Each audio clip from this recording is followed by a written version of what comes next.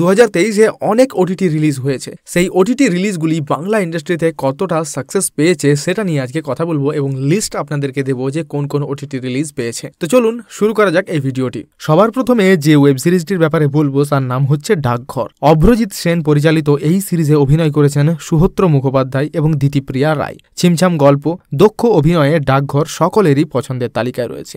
এই কোয়ার্টারের চাবি আপনার কাছে? বাড়িতে। মোবাইল? বাড়িতে। তা আপনি এখানে কি করছেন? আমি বাড়ি যাচ্ছি। নেক্সট রয়েছে ইন্দুবালার ভাতের হোটেল। কল্লোল লাহিড়ীর লেখা উপন্যাস ইন্দুবালা ভাতের হোটেলের এই উপন্যাসের গল্পটিকে এত সুন্দরভাবে তুলে ধরেছেন অভিনেত্রীকে, তার জন্য খুবই অভিনন্দন জানাতে হয়। তার যে বৃদ্ধার রোলটি তিনি এত ভালোভাবে ফুটিয়ে তুলেছেন যেটা দেখে সবাই এক প্রকার তার সুনাম করে যাচ্ছেন। শুভশ্রী গঙ্গোপাধ্যায় নিজের প্রত্যেকটি সিনেমার মধ্যে এক একটি করে দারুণ এক্সপেরিমেন্ট করে চলেছেন নিজের রূপের ওপর, মেকআপের ওপর। আপনার কি অভিজ্ঞতা এটার ওপর নিশ্চয়ই আমাদেরকে জানাবেন। আচ্ছা মাঝি, তুই রান্নাটা কোথা থেকে শিখলি রে? আমার ঠাকমার থেকে।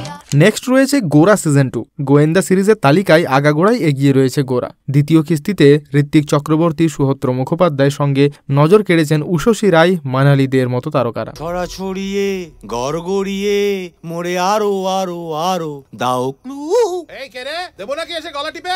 এই চুকা। আরে এবার রয়েছে আবার প্রলয়। এই সিরিজটি আমারও ওয়ান অফ ফেভারিট সিরিজ, কারণ সুন্দরবনের বুকে মেয়েদেরকে পাচার করে তাদেরকে কোথায় নিয়ে যাওয়া হচ্ছে, কে নিয়ে যাচ্ছে এবং এর পিছনে কে কে জড়িয়ে আছে, এই সমস্ত কিছু রহস্যের ভেদ করবে শাশ্বত চট্টোপাধ্যায় তার নিজের স্টাইলে। আর এই স্টাইলটি দেখার জন্যই কিন্তু আমরা সবাই প্রচন্ড ওয়েট করেছিলাম। এই সিরিজে আপনি দেখতে পাবেন শাশ্বত চট্টোপাধ্যায়কে, পরাণ বন্দ্যোপাধ্যায়কে, গৌরব চট্টোপাধ্যায়কে, এছাড়াও ঋত্বিক রয়েছেন এবং আরও অনেক অভিনেতা রয়েছেন যারা এই সিরিজের মধ্যে দারুণ কাজ করেছেন।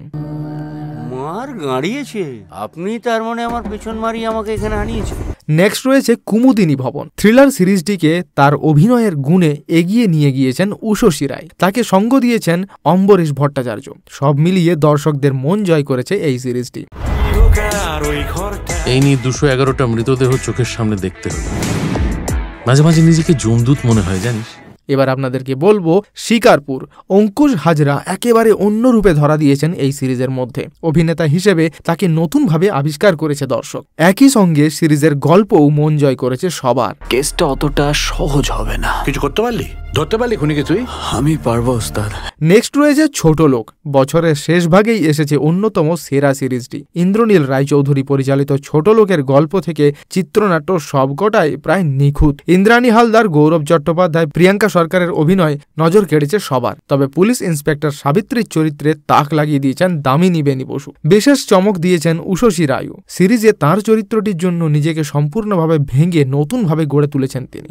এসআই সাবিত্রী মণ্ডল, তা হঠাৎ করে যদি শুনেন কাল নর্থ বেঙ্গল ট্রান্সফার হয়ে গেছেন, ভালো হবে ব্যাপারটা। এছাড়াও ওপার বাংলার একটা সিরিজ খুবই দারুণ হিট চলছে এখন, যার নাম হচ্ছে মোবারকনামা। এখানে আপনি ভারতীয় কিছু কিছু সিরিজের কোড ড্রামাতে যেমন সিন দেখেছেন সেই ধরনেরই এখানেও দেখতে পাবেন সেই ধরনের ঘটনা। এবং একটি মেয়ে, সে খুব স্বাচ্ছন্দ্যী হলেও, উচ্চাকাঙ্ক্ষী হলেও, তাকে যে নিজের ইচ্ছাতে কেউ ছুঁতে পারবে এটা নয়, তা প্রমাণ করে দিয়েছেন এখানে। মোশাররফ করিম এখানে দারুণ অভিনয় করেছেন। আপনি এই অভিনয়টি দেখলে আবারও বুঝতে পারবেন কেন তিনি সেরা।